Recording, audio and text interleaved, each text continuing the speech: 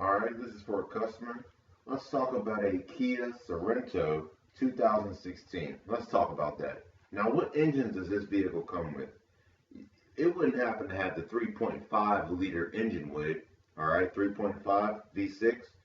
So, if there's an oil leak in a vehicle like this, um, we're speaking of a oil pressure sensor. This is a sensor that is allowing oil to just come past it, okay? It's not supposed to, oil just comes past this sensor. It's supposed to sense things, but no, oil just comes past it. It leaks all over the place. One place that it does leak is on top of the transmission. If someone notices it's on top of the transmission, they will not sell you on a rear main seal. There's something called the rear main seal, which is the connection between the transmission and the engine. Connecting together, you got the rear main seal connecting those two together, making sure things don't leak. This is a lot of times badly diagnosed, right?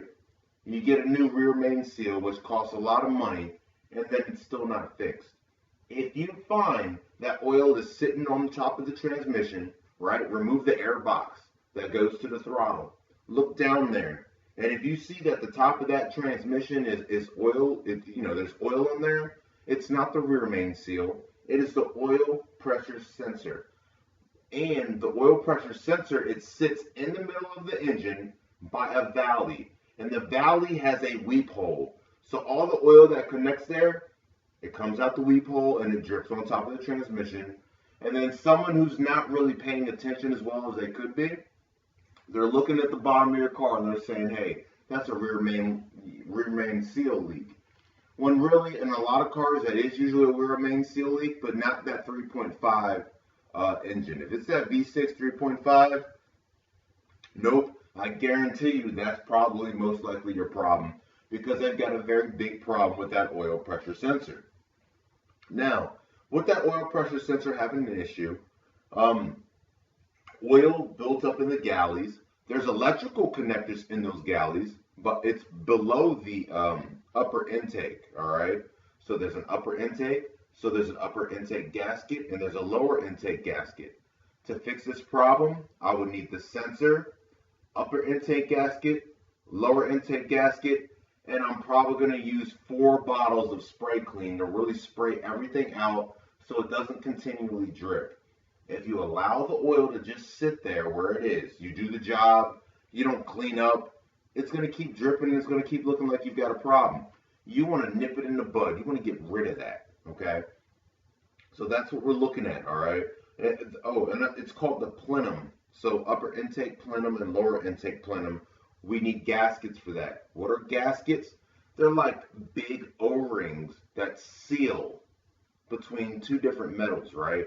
You got a metal part going against a metal part, you need a seal between them. So that's called a gasket.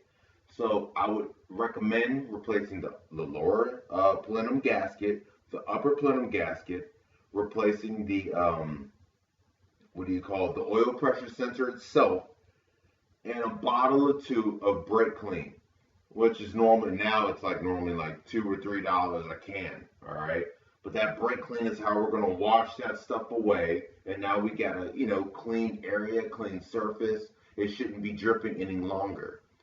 But what I'd like, the message I'd really like to convey is that someone can sell you on a rear main seal, which will cost you a lot of money. And that's not the issue if you have this 3.5 V6 motor.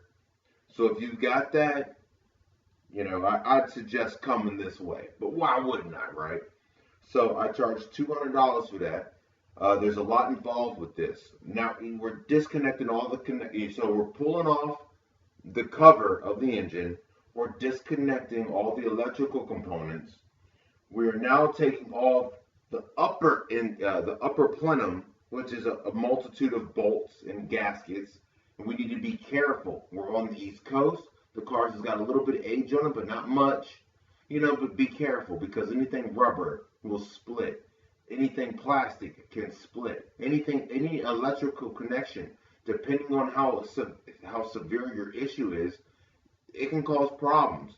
So these are things I've got to be careful with, and I got to take my time with this. I really can't be having conversations with people and talking on the phone while doing this. I really need to pay attention.